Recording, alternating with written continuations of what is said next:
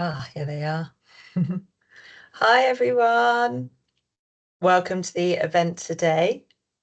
We're going to give it a few minutes, couple of minutes or so, just as other people join. But thanks for coming. Thanks for sharing your lunch break with us. It is going to be cameras and mics off, so don't worry if you guys do want to secretly eat or you're having a bad hair day, then there's no problem whatsoever. And we'll get started shortly. Also, we are going to record the webinar as well, so we can then send the recording afterwards to your guys' email, which is great.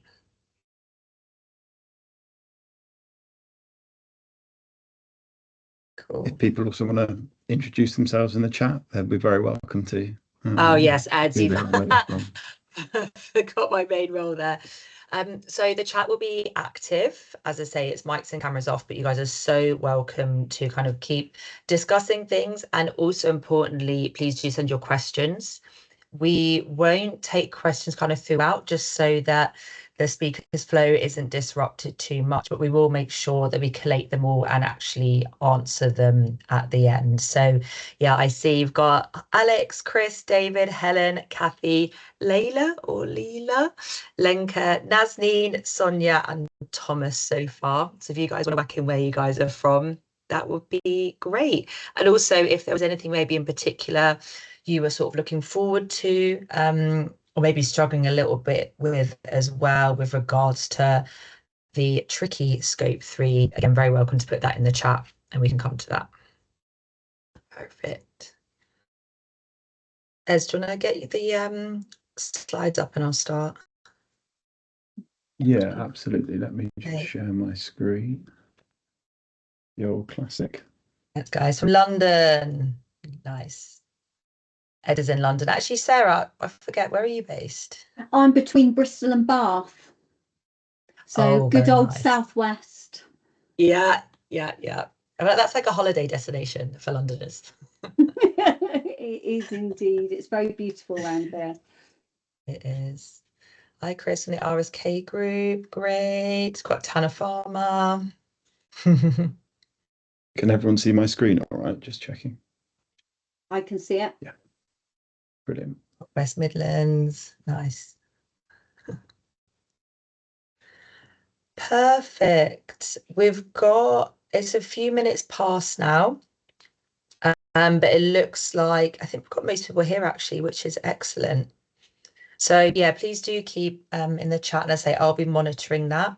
Super happy to have you all here. In the meantime, I'll pass over to Eddie and Sarah. Then I'll come back to you at the end to answer any questions. Thanks, guys. Brilliant. All right, I think it's good to start. We've got a great turnout today. So yeah, really looking forward to talking through the upcoming April 2027 milestone. And yeah, how to prepare for global scope 3 emissions reporting. It's going to be both myself and Sarah speaking today. A little bit about myself. I'm one of the co-founders of C3, and we help companies measure and reduce their emissions. Been working in this industry now for over 6 years, done various different sort of bits within that, whether it's carbon reduction plans, net zero strategies, general emissions reductions. We've taken companies through SBTI validation as well, and work with over 25 NHS suppliers specifically on their carbon reduction plans and calculations. We also sit through with our clients and go through the evergreen assessment and answer those carbon related questions as well. So got a fair bit of experience when it comes to measuring emissions and reporting emissions in this sort of aspect. I'm going to pass over to Sarah, where she's going to sort of set the scene for us and help us really understand what's sort of happening in April 27. Oh, thanks, Eddie. Thanks for the introduction. So I'm Sarah Joy Newton. My background is I'm actually an adult and paediatric nurse. So I have either worked for or with the NHS the whole of my career. I then was a medical sales representative. So I used the product on the wards, then I went out and sold them. And then I got interested in how do they get to market. So I am now an experienced tender bid writer and internal auditor as well for ISO standards. And my main area of expertise are those public procurement requirements that are required for tender bid writing and how you get awarded to tenders with the NHS. So obviously net zero, that's what we're talking about today, but also social value. I'm a social value practitioner, and also modern slavery and how to write your modern slavery reports and successfully complete the MSAT. So we're here today to talk about the next milestone for the NHS. So the suppliers to the NHS, you're required to follow the NHS England supplier roadmap.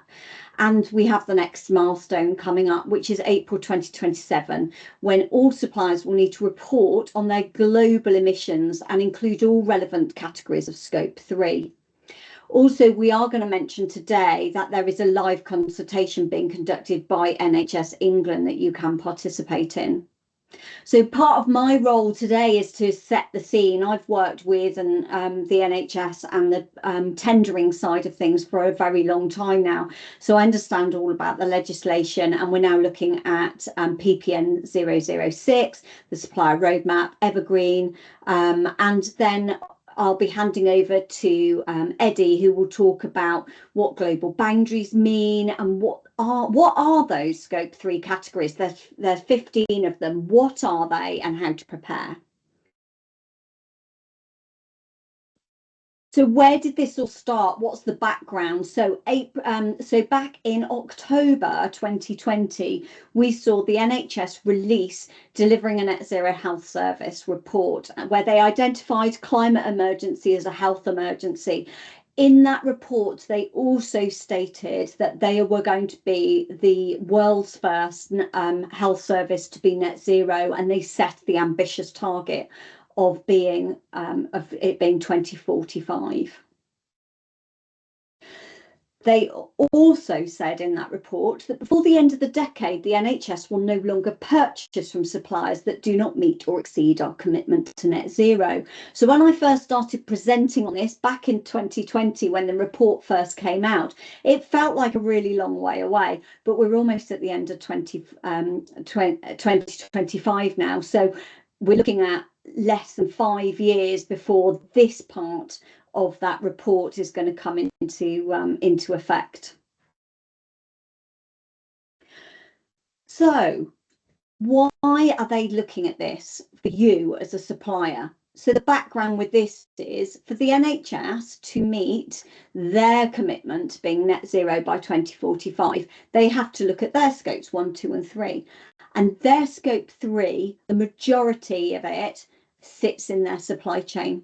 So that means it sits with you as their suppliers. So that big part of blue in the pie graph, medicines, medical equipment and other supply chain, that's all their suppliers to the NHS.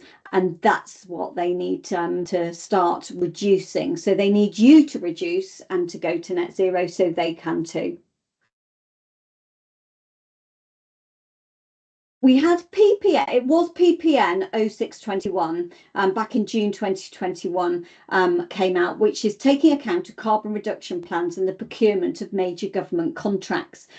All the PPNs got relabeled in February 2025 when we had the new Procurement Act go live. This particular PPN didn't significantly change apart from a little bit of wording around the Procurement Act. And in the requirements are that you have to report on scopes 1, 2 and a defined subset of scope 3 greenhouse gas emissions. And that's just 5 categories out of the 15 categories of scope 3. And Eddie will, when he goes through those, he will bring up which ones are already in scope, so you should be reporting on. Within PPN 006, you have to commit to being net zero by 2050. You have to detail environmental management measures and to be applied in the performance of the contract within your carbon reduction plan. And then that carbon reduction plan and your emissions must be published on your company website. Most suppliers, almost all suppliers, suppliers to the NHS will or should have a carbon reduction plan by now. So some of this is not news to you. This is just extending on what you currently do. So how does it link into NHS England Evergreen assessment? Eddie and I both have done lots of these assessments for our clients and helped them get that. Level 1 is a carbon reduction plan, but the Evergreen assessment looks at net zero, social value and modern slavery. And there are 4 maturity levels, which are then valid for 4 months. So if we just briefly look at level 1, level 1 is basically a carbon reduction plan. If you've got a carbon reduction plan and you haven't got a level 1, that means that you've probably just answered one of the questions not quite right and the computer says no. So if that is the case for you, because we know from NHS England, from what many of the meetings I sit in on with NHS England, there are a lot of suppliers who are at level 0 who we know have got carbon reduction plans. Have a chat with us. It will just be a question that you need to answer slightly differently. But this taps into level 2. Level 2 is the additional for level 1 is a public modern slavery statement, which Amethyst Connect can help you with. A corporate social value programme, again, we can help you with that as well.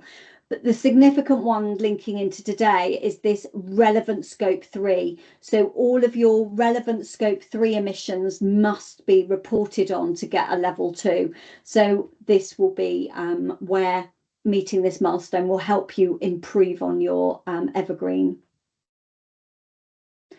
And so this is the infographic for the supplier roadmap that's been around for a while now. We've already obviously passed 2 of the milestones and we're looking at the next one. And if you go to the next slide, Eddie, I've just put the next one on its own. April 2027, all suppliers will be required to publicly report targets, emissions and publish a carbon reduction plan for global emissions aligned to the NHS net zero target for all of their scope 1, 2 and 3 emissions. So this is a big expansion out from what you're currently doing with UK emissions and just a subset of 5 of the categories.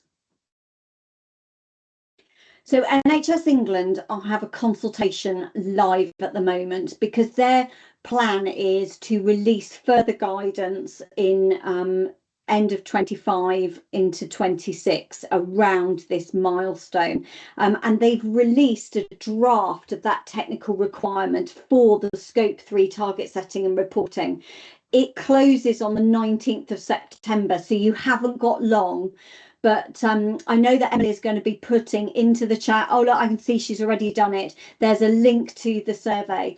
We really are encouraging everybody to go and have a look at the technical requirements and how it impacts you, and feedback to them, feedback on how that may or what challenges you foresee. So yeah, please have your say around the consultation. Anyway, so that's why we're here. That's all the background. I've been walking this roadmap with suppliers of the NHS for a long time now. So I'm going to hand over to Eddie, who's going to talk about what you need to do and what those emissions are. Over to you, Eddie.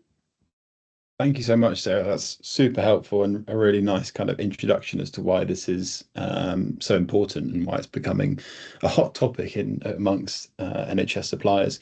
So I'm going to start things off with what actually are scope 3 emissions, and you should all sort of have an understanding of what scope 1, 2 and 3 means if you're completing carbon reduction plans internally or with an external with external support. You should have an understanding of what those are. But just to refresh and to remind ourselves, scope 1 emissions are emissions that you are directly creating. So if you're burning fuel, burning gas, burning any kind of fuel in a car or anything that's causing greenhouse gas emissions, that's part of your scope 1. Scope 2 is predominantly just your electricity consumption. There are other scope 2 emissions that come underneath scope 2 that aren't electricity, but 9 times out of 10 it's just your electricity consumption. Things like heat and cooling can also come under that. And then scope 3 is really everything else. And this can be a huge chunk of emissions, often over 70%. In some instances, it's as much as 95, 99% of your emissions. If you're a small, single office, which sort of outsources everything, then all of your emissions will come under scope 3 pretty much. So it's a huge part of the piece of the puzzle when we're measuring carbon footprints. Effectively, it's indirect. If you imagine the scope 1, you're directly causing greenhouse gases. So that's scope 1, burning things out the tailpipe, causing greenhouse gases. Scope 2 are indirect because someone else is causing those emissions and you're buying energy from them. So that's where your scope 2 emissions come in. And scope 3 are all outside. You're not directly creating the emissions yourself. You're literally purchasing a service of some sort, using a service of some sort that is causing those emissions. So one way to think of this is your scope 3 emissions are always someone else's scope 1, 2, or even 3 emissions. And they're always going to be accounted for in someone else's calculation if they're doing a carbon footprint calculation, which is why they're so difficult to measure. And why you have to use some assumptions in some situations. So that's what scope 3 emissions are. And I know Sarah already kind of touched on this a little bit in terms of the April 27 milestone, but I really wanted to hit this home, the big changes that are coming. So it's now in April 27, and actually when you think about April 27, it's not that far away. So if we have to report these numbers in April 27, we need to start collecting data over the next year so we can do the calculation in April 26, because otherwise you only have a few months between the start of the year and the sort of requirement to do so. But the big changes are a global boundary rather than a UK boundary. So this is to say that where maybe you might have measured your UK operations for that subset of scope 3 emissions, you'll have to actually measure emissions from outside the UK that are happening as a result of that. So, things coming in from different countries, being transported across different places, etc., etc. All relevant scope 3 emissions. So this isn't to say that you have to report 15 different categories. This is just to say that you have to consider those different categories and include the ones that are relevant to your organization. So it might be that you're measuring sort of 10 or so, 10 to 12 of these different categories, depending on the industry that you're in. And then finally, that's aligned to the NHS net zero target. So the NHS have set out this net zero target of 2045 for their suppliers. They've actually set a net zero target of 2040 for their own operations. So they're being more ambitious than the UK, which is a brilliant thing to see, but it's sort of going ahead above and beyond what the UK have set. And they're asking their suppliers to do the same so that they can hit their targets internally. That's kind of where that alignment to the NHS net zero target is, and that's 2045 for suppliers.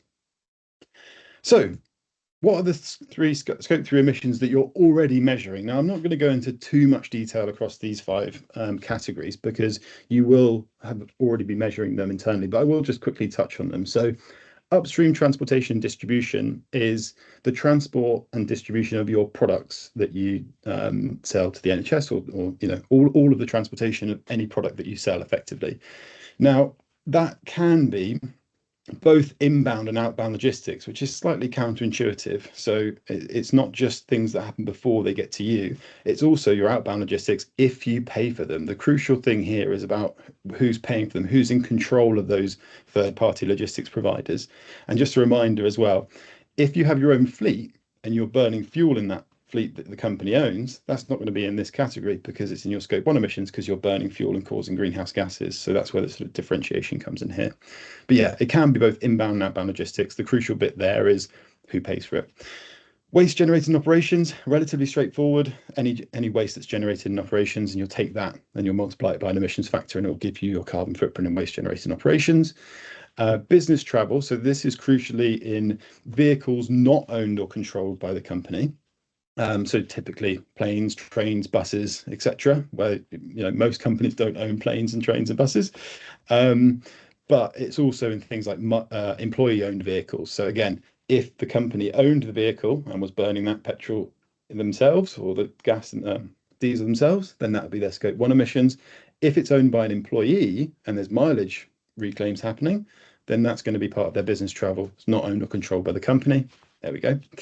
Employee commuting. So again, this is separated from business travel. This is the regular commuting to and from the office. But we also do include things like working from home, teleworking, because obviously there's an increase in companies working remotely, and we should include the extra energy consumed at home in those calculations.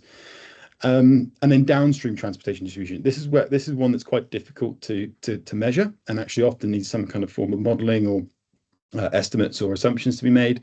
And this is where it's going from your customer to the end user. So if you were to sell to a wholesaler, for example, the downstream transport happening after the fact will be part of your downstream transportation and distribution.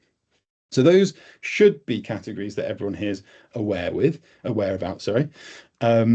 But what are the other categories, the 10 other categories, to make us to a total of 15 Scope 3 categories, that we need to start considering for this April 2027 milestone?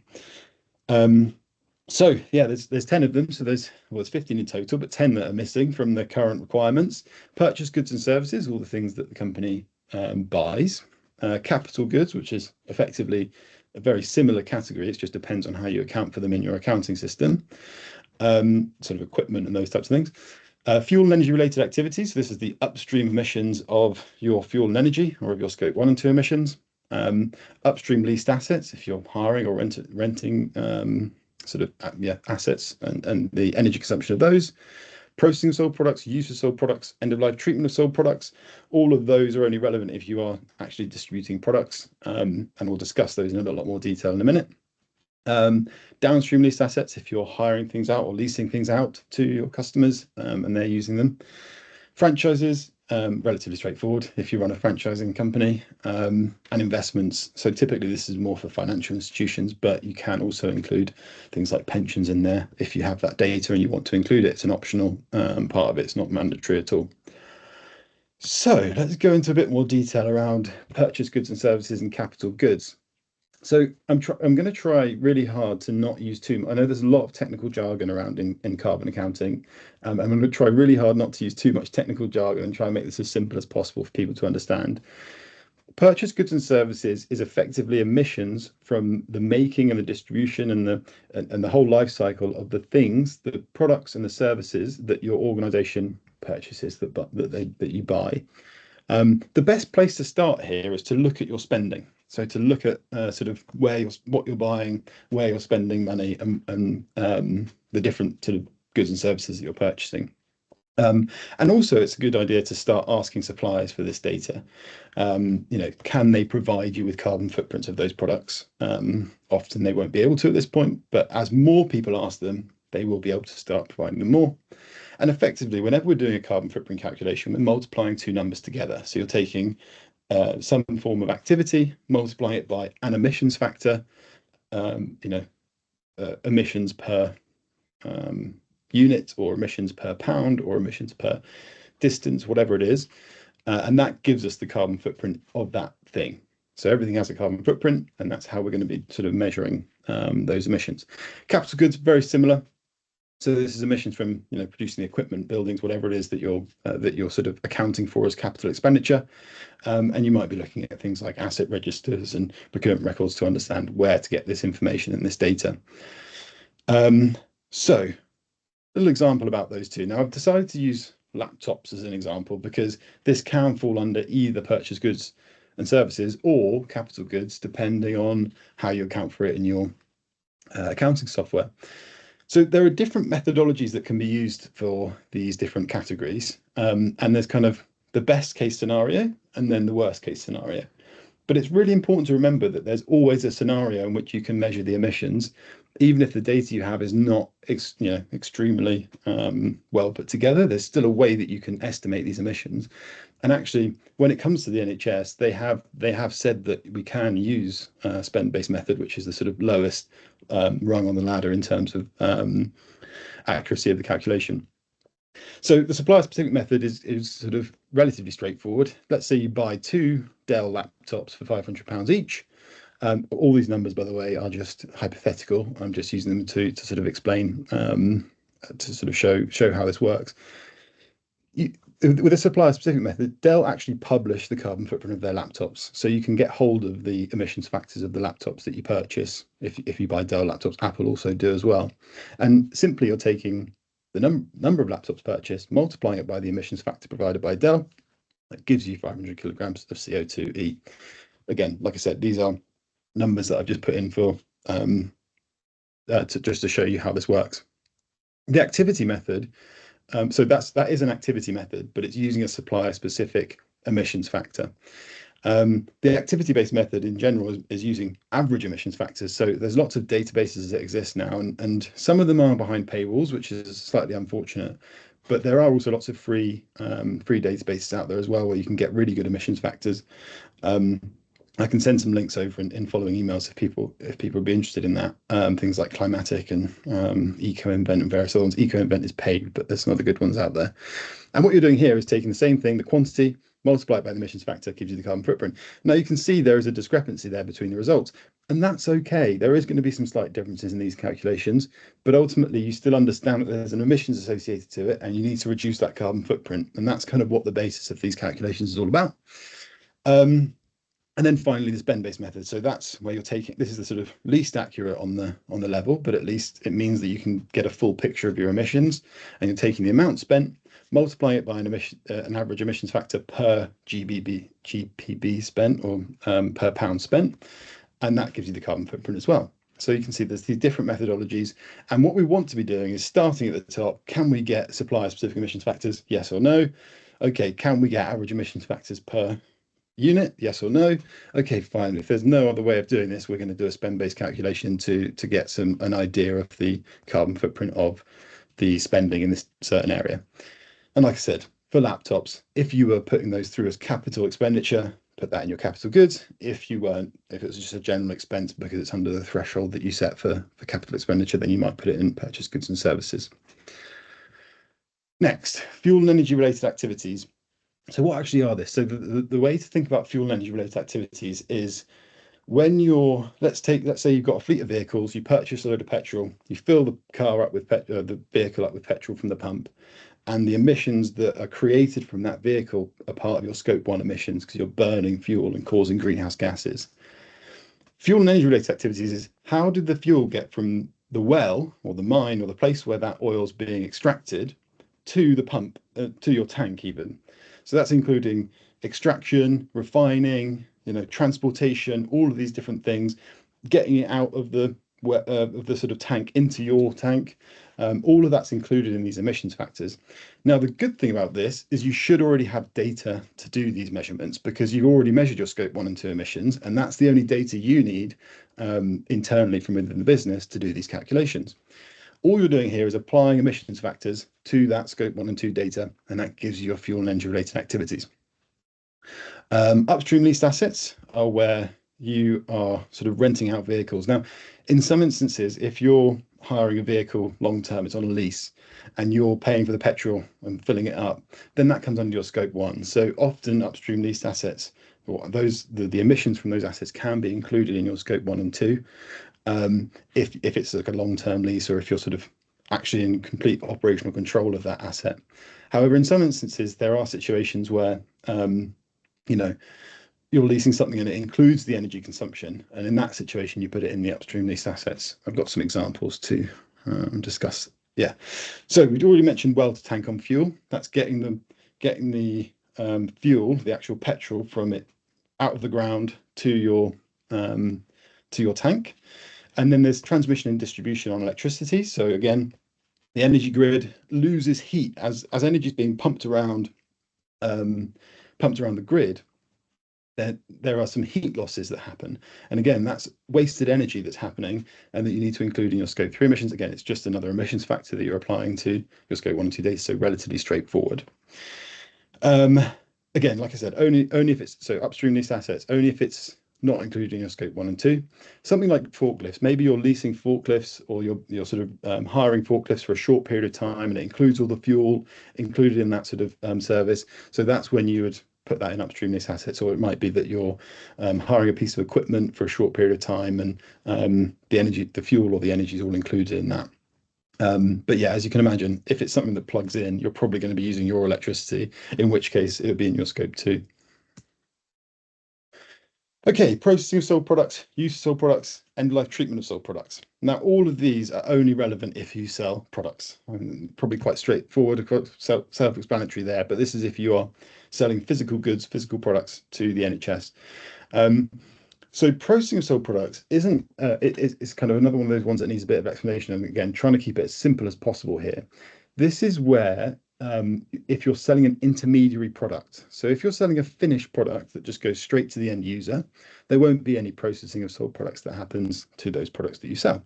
However, if you're selling a product that's then been turned into another product, or you're selling like a raw material of some sort, then it will have processing emissions associated to it.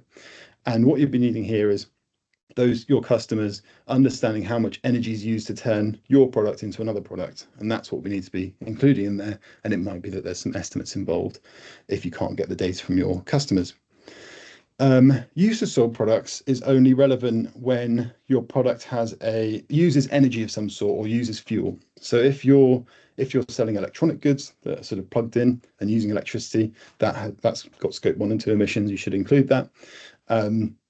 If you're selling vehicles or anything like that, where they're actually using fuel and causing emissions themselves, again, you should use that. There might be situations where, optionally, you can also include sort of other use emissions that aren't scope 1 or 2. So let's say you're selling drapes or clothes or something of them being washed. You don't have to include this, but you might choose to include the washing of those clothes, for example. So yeah, that's use of sold products. And then end-of-life treatment of sold products. So this is effectively where what happens to those products at the end of their life. And it's basically a waste calculation on the products that you sell. So again, you should have data because you're doing a purchase goods and services and you're applying another emissions factor to what's going to happen to that at the end of its life. Let's have a look at some examples. So this processing of sold products examples is you sell plastics. So let's say you sell plastics and you sell to a pharmaceutical or blister pack manufacturer. The plastics that you're selling are being turned into blister packs. Now you need to know what the energy is that's required to turn that plastic into melting the plastic, making it into blister packs, and then you include that in your calculation. And again, that might need to be modeled or assumed or assumptions be made on those calculations. An example for use of sold products, let's say you sell defibrillators to the NHS. The electricity consumed throughout the lifetime of that machine needs to be included. So in this situation, you'd say, right, it uses 1,000 kilowatts of energy per year because we know the energy consumption of the machine. It's got a lifetime of 5 years. That's how long it's used for. So 5,000 kilowatts of energy multiplied by the emissions factor gives you the use of sold products for those machines.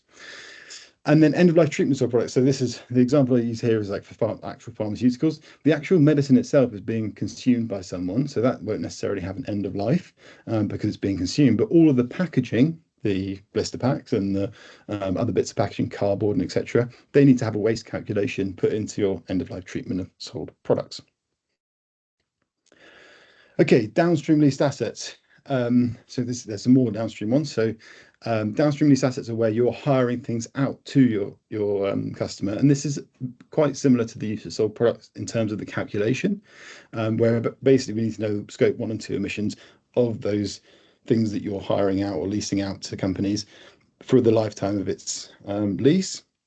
Franchises, this is where if you have a franchise as a business, you need to collect scope 1 and 2 data for each of those franchises, and you're effectively treating it like a scope 1 and 2 calculation. I've got some examples coming up. And then investments are emissions from the companies or the projects that you invest in. So this is typically more suitable for financial institutions or sort of financial organizations that have lots and lots of investments, but you can also include pensions in there as well.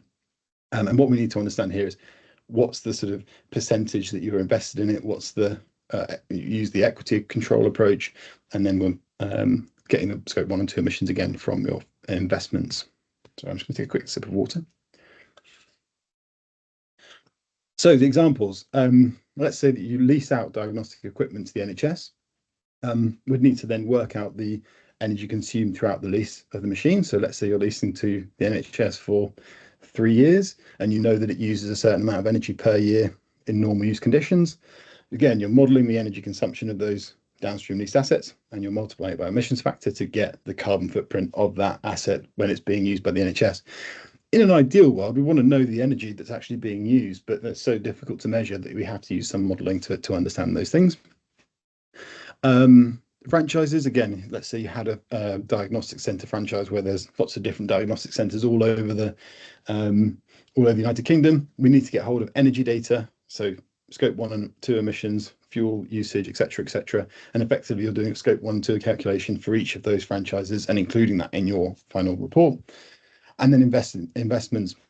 The companies that invest in huge numbers of different businesses is a lot more relevant, but we can also include pensions, because ultimately pensions is a form of investment. There are multiple different methodologies that can be used for this. So you can take, sometimes investment portfolios will have an emissions per £1,000 invested, and that's a simple calculation of the amount invested multiplied by the emissions per £1,000 invested, for example.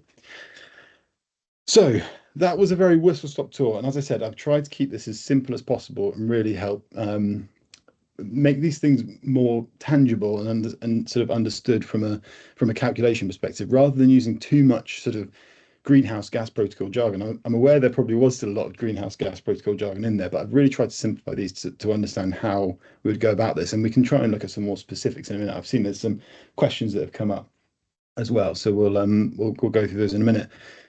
But first of all, I just wanted to touch on why. Why would the NHS make companies, all of their suppliers, do this? Like, why is it such an important thing for them? Well, obviously, the climate crisis is the main reason for all of this, but they've set this internal target of 2040 for their operations, and they also have set a target of 2045 for their suppliers. So the fact that they've set this net zero target means that they have to then measure all of their scope 1, 2, and 3 emissions so that they can also reduce their emissions down to 90% reduction or whatever their target is. And what we're talking about here, all of your emissions are their purchased goods and services. So if you can provide them with your carbon footprint, they can start to work out what their emissions are in their purchased goods and service side of things. There's also another reason here. If they work with customers that have net zero targets and that measure all of these things, they know that then if they have those targets, if the suppliers, you guys have targets, you need to drive down your emissions as well. And you'll start asking your suppliers that they have targets. And as you can see, that's how this kind of web effect spreads.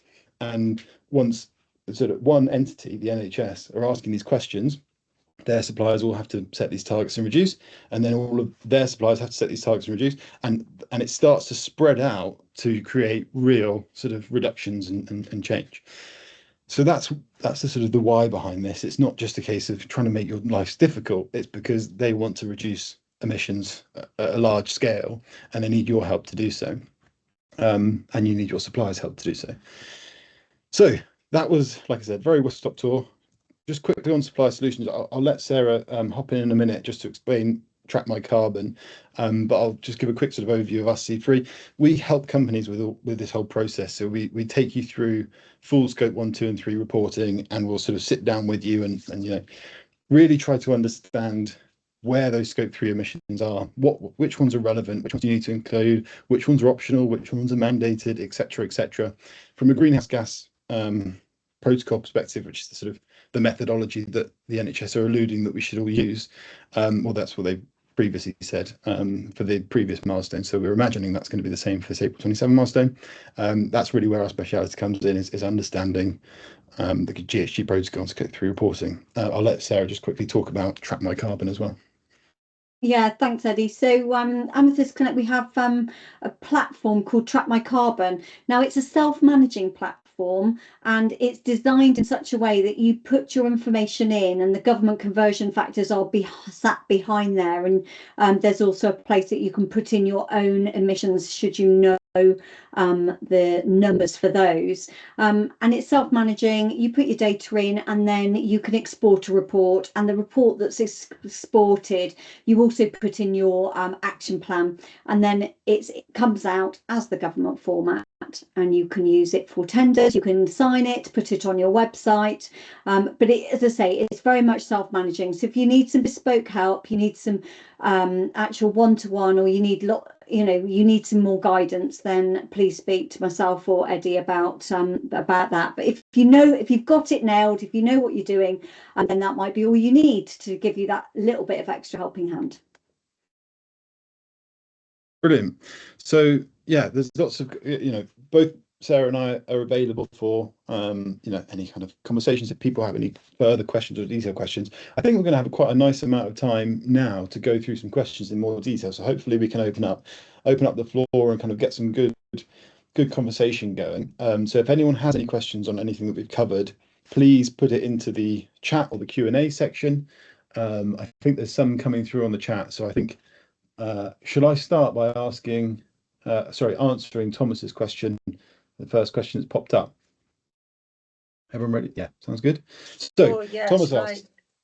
Sorry, you go Sorry, first. yeah, no, go on, Emily. You go. No, I was going to give you a slight, give you a talking break there, Ed. I feel like we've covered so much information, guys, and thanks everyone for sticking around and listening. I'm going to, so the links that were on the prior slide, I'm going to put in the chat. So basically ways to sort of keep in touch with both Sarah and Eddie, and please do feel free to sort of type your questions in. So I'll just go in this sort of order they were put in the chat. One from Thomas is, does the NHS differentiate or give preference between supplier-specific / activity-based / spend-based methods? Yeah, great question. I think the thing with these types of questions is we need to make sure that if there's any specific feedback for the NHS, it goes through the consultation. So with that in mind, make sure that if you have any questions like that, it should go through the consultation, because we don't know the answer to that. The thing I could add to that is that they have alluded that using spend-based methods is okay for some of the more complicated areas like purchase goods and services. Obviously, the subset, you don't need to use spend-based methods, so you really shouldn't be, and you should be using the DEFRA emissions factors, etc., etc. There's the first 5 categories we spoke about. The other thing we do know is that they aren't comparing different companies or different reporting entities between each other. So the actual if you've got a large set of emissions or a smaller set of emissions, they're not comparing the two calculations together. They just so far have just wanted to make sure that people have hit the sort of required sections. So yeah, Sarah, is there anything else you want to add to that? Just to sort of I think I just want to say it doesn't have to be perfect, and it's a bit like when everyone started on the journey with the carbon reduction plan. The compliance was to have one. It didn't have to be perfect. You weren't marked on it. No one came in and went, we think you've missed 2 hotel stays off that report. They just needed you to have one, and they weren't scoring you on how brilliant it was or wasn't. So saying that, they want you to use the best data you can, and it's a bit like we work in the NHS. We look at evidence. We live and work in an evidence-based industry, and we know that a double-blind randomized controlled trial is the best research data you can get. However, sometimes we can't get that. Sometimes it's not ethical, sometimes it's not available, and so then we go down to the next one and down to the next one as we make our choices and look at things. And I think it's the same and this is me with my nursing head on. It's the same with this. We sort of like, what's the best data we can get? Is that available? If it is, we should be using it. If it's not, what's the next best? And kind of go down. And the NHS England, they have been saying they're not expecting everyone to suddenly have all the data, all perfect. What they're looking at is just get on the journey, just start, make a start. And it might be that you start to say, well, we know that this is relevant to us, and we are starting to get it, but we actually know that we haven't been able to get all of the data. And in our methodology, according to the GHG protocol, we're trying to do it like this, but we're using this for now. And part of our opportunity for improvement is to improve on that in the subsequent years. So yeah, don't get to the point where it's like, because it's not perfect, you then don't do it at all. Make a start. Would you say that was a fair comment there, Eddie? Yeah, absolutely. I think that's like one of the most important comments to be said, full stop sort of thing. It's not that they're expecting perfection and that every single supplier provides you with a supplier specific emissions factor and you know exactly how many units you put, that's an almost impossible task, and the NHS understand that. The carbon accounting industry understands that. I'm part of a group called the Carbon Accounting Alliance, where this is something we talk about all the time.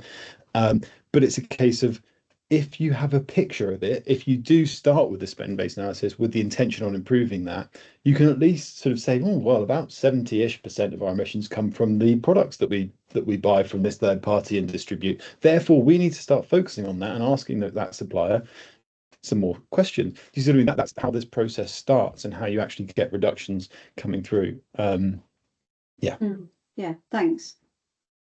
Okay, amazing. So on to the next one from Layla, and potentially guys have just touched upon this. So how might you advise the companies to get to net zero in the categories which are somewhat outside of their control, e.g. end of life treatment, and how the NHS processes waste, WTT, TT&D, and National Energy Infrastructure's medical regulations around materials? Yeah, I've got some ideas on this. So it's a really good question. So I mean, those different categories are all slightly different. First of all, let's start with end of life treatment and how the NHS processes waste. That's part of their net zero target for 2040. So you almost don't need to worry about that, because that's their operation. If you were just distributing to the NHS, obviously, if you're distributing to other customers as well that aren't the NHS, then you need to think about how they're going to be managing that waste and how they're going to be treating the end of life. But if it's just the NHS that we're worried about here, they have a net zero target of 2040. So the emissions relating to that will be sorted by their own internal, that's for them to sort out, if anything. So that's good. And this is how the target system works. If you have a target, they have a target, you're all working towards reductions. They need to work out how to sort and process through that waste. There are some things you can do on top of that to shorter term fix the loop, if that makes sense. This is where circular economy comes into play. If you can take back some of that waste from them and you can reuse some of that, you're doing them a favor, so they'll be happy about that and potentially win more bids and tenders and stuff like that, and you're doing yourself a favor. So there's a kind of connecting the dots on circularity, and there's lots of questions in the Evergreen assessment about circularity for this reason. Probably this is how the NHS are trying to sort out their waste situation, is can suppliers take any of this waste back and reuse it? So that covers that side of things. Well to tank and T&D. So these are, again, they're slightly outside of your control, because you're not the energy grid, you're not sort of transporting electricity around the UK. You're just buying energy from them, I'm imagining. And yeah, in that situation, your emissions factors will, in some instances, will come down. So the grid itself is decarbonising. There's more and more renewable energy being generated. It has to decarbonise quicker than it is. But we will see emissions factors coming down. So the numbers that you use to do those calculations will start to come down. Obviously, with well to tank and T&D, so the well to tank emissions, you need to use less fuel and gas. You won't have as much well to tank emissions. And T&D, the electricity consumption, using less energy, using less electricity will bring down those emissions as well, because it's just a factor based on the amount of energy that you use. So those are sort of additional, well to tank and T&D are sort of additional emissions that are outside of your control, that are upstream of energy that you're using, so that you don't have a huge amount of control over the emissions factors or the intensity of those emissions, but you do have control over the energy and the fuel that you're using. So bringing that down will bring down those. And then medical regulations around material. This is something we see all the time, right? There's infection control, the use of plastics and reusables and not reusable, sorry, disposables is a massive part of the NHS's problem with material use and carbon footprint. And it's also tricky because it gets more complicated if you start to use. If the NHS decides to use reusables rather than disposables, they're then washing and sterilising and doing more energy consumption. So it's it's difficult to get the balance right. And again, this is something that I'm sure there are lots of studies on reusable use and disposable use and all this kind of stuff, but it's not an easy problem. None of this is easy, but we have to do it because of climate change, effectively. Can I just come in there? So yeah, go on, can I just come in there? So we are seeing some reports coming out from Design for Life from the Department of Health and Social Care, and they published on LinkedIn only last week.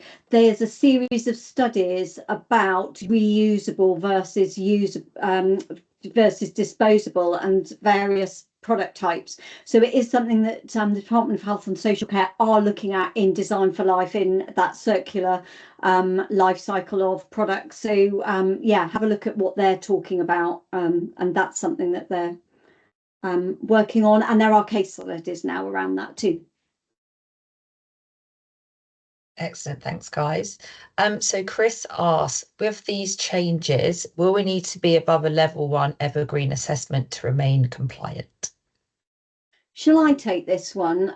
Yeah, so go for it. yeah, so Chris, that's a really good question. So at the moment, the compliance around evergreen is to have an assessment. So that literally could be that you put in a few answers to the questions, your organisation's name, and submit. That is all the compliance is. We'd encourage people to do it a bit more than that. And if, as we said, if you have a carbon reduction plan, you would have a level 1 anyway. NHS Supply Chain are making it mandatory from April 2026 to have a level 1 evergreen assessment. And the reason for that is from April 2024, all suppliers to NHS Supply Chain were required to have a carbon reduction plan. So actually what they're asking for is nothing that you shouldn't have had for the last 2 years. So they're making it mandatory 2 years after you should have had it. I strongly suspect that given that timeline and that trajectory, it would be highly unlikely that we will be seeing any mandatory requirements for a level 2 evergreen for a couple of years post the 2027 milestone coming into effect. Obviously you can't quote me on that. I haven't, you know, that's my speculation, but 2024 you had to have a carbon reduction plan, which is level 1. 2026 it's becoming mandatory. What other contracting authorities do though, other than NHS Supply Chain, we can only speculate and we don't know. But I would suspect that a requirement, mandatory requirement for anything other than a level 1 will be a little way away. So I wouldn't worry too much about that for now. Yeah, and I think, you know, it's probably worth saying it does these, if you adhere to these things, you do get close to an evergreen if you do some other things like modern slavery stuff. So although it's not a requirement, or it won't be for 2 years because they've given some time, like they have with April 24 to 26, you will be a lot closer to getting to an evergreen level 2, if not achieving an evergreen level 2, if you've got everything else in place with these new, with having the full set. So yeah, brilliant. Okay, nice. David, I've seen your typing again, but hopefully it's still fine to read your existing question. So David says, as a construction business, we build hospitals for the NHS. Super interesting. The vast majority, circa 95% of our wider scope 3 emissions come from PG&S. Forgive me for not knowing what that acronym means. From the steel, concrete, masonry, etc. used to make the buildings, which is difficult enough to account for. Should we also be including hospital energy use over the 60-year life of the hospital and end of life treatment? So that's one question. And what happens if we don't have energy use and end of life in place by April 2027? Will just PG&S be okay on its own? I'm so going to let Eddie take that. It's a good one. It's a good but one. of course, purchase goods and services. I was going to say, Thanks, first David. of all, PG&S, I'm assuming it's purchase goods and services. Thanks, David. Yeah, so really, really good question. And this is kind of, you know, where potentially having some, where the grey area kind of comes into place, and we're not entirely sure how strict they're going to be on which categories are okay if you've included, which categories are not okay if you haven't included, etc., etc. I would say, you know, fantastic that you're already measuring purchase goods and services. That is a massive chunk. That is things that you have direct control over in terms of choosing whether you're using steel, concrete, etc., etc., etc. So in terms of reductions, brilliant. Should companies also be, or companies like yourselves, construction companies, be working towards building buildings that are using less energy? Yes, absolutely. You know, there should be things in place to use less energy throughout the lifetime of that building. Therefore, should you be looking into how much energy that building uses throughout its lifetime and trying to reduce that as much as possible? Yes. Therefore, why not include that as a measurement in your report? Like I said at the beginning, it doesn't matter how big the carbon footprint is, if you are including those measures. Now, I understand that it's very difficult to do, but I'm not saying that you are going to measure the actual energy consumption of that building throughout its 60-year life, but at least putting together an estimate of what a year's worth of energy consumption would look like. I'm sure there are lots of sort of studies and models on hospitals, and how can you bring that energy consumption down? I think is something that could be included. Certainly, we could have more of a discussion about that. I don't want to go into too much detail because it's quite a niche case here. And then with end of life treatment, you've got all the data for your purchased goods and services. So why can't you apply the waste emissions factors to the steel, concrete, masonry, etc., and include a measurement for end of life? Do you see what I mean? So again, it sounds like a lot to do, but actually, if you break it down, it is possible. It will be a huge carbon footprint. It'll be a massive number, but that's okay. We're okay to report high numbers. We just want to reduce the emission. I hope that answers the question. But whether it's okay on its own, sorry, just to finish that, whether it's okay on its own, I don't know how strict they're going to be. If you explained in the report saying, we know that this is part of our carbon footprint, we haven't yet worked it out and we're working towards it, that's probably going to be fine. But I don't know that for a fact, so don't quote me on that either. Okay, great. Second question. So, yeah. Okay, perfect. Is it understood? Brilliant. Separate question. Am I right in understanding that Evergreen requires SBTi alignment? So if organisations are not SBTi aligned, will struggle to get level 1. Okay, so with Evergreen, there's 4 different maturity levels, and levels 1 and 2 do not require that. Level 3 is where you start to get into having your emissions verified and your targets validated, and that's requirements in level 3 and beyond. The NHS England have made it very clear at this stage that they are not expecting all suppliers to reach those higher levels, and they also have said that some suppliers may never get those higher levels, because I think they're very aware that in terms of resource, both for time and money for SMEs, that to go down the route of verification and validation is at the moment maybe prohibitive for some organisations, because there are a huge variety in the suppliers to the NHS of different sizes, capabilities and resources. So level 1 is just a carbon reduction plan in alignment with PPN 00006. That's all it is. And level 2, the additions for level 2 are your modern slavery statement, your corporate social value programme, and then all of your relevant scope 3, which is what we're talking about today. So at some point post 2027, you would maybe be going, we're doing the milestone for 27 anyway, we could put in place a corporate social value programme, and we've got our modern slavery statement, so we'll go for a level 2. So yeah, you don't need to worry about that at this stage for the levels in Evergreen. I'm just aware that we're sort of approaching the end of the call. We've got a couple of minutes. Emily, do you want to chuck in our kind of links and contact details? I'm sure, we've got a few different contact details for Sarah and myself. So Emily's popping that in now. We also are very happy to have a chat with anyone. If anyone has any specific questions like this, but we've got a little Calendly link at the bottom there for us to see free one. So yeah, top one, we've got Amethyst Connect, Sarah's LinkedIn, Amethyst Connect website. Do you want to put in also our website and stuff as well, Emily? Sorry, I should have sent that over before. And at the bottom there, we've got our Calendly link. We could even separate those out, maybe might be helpful. But yeah, where you can just book in to have a quick chat with us. We'll happily go through any of these questions in more detail. And Sarah's email, we'll pop all of that in the chat now. You've got the email here on the screen showing at the moment. Yeah, for sure. And Um, also, as I say, sorry, that there is one more comment from Chris, which I'll come on to in a second. But of course, sort of everything that we've recorded here, we will then send the recording to all you guys who turned up, who registered, and then we'll also make sure to pop these links in that email as well.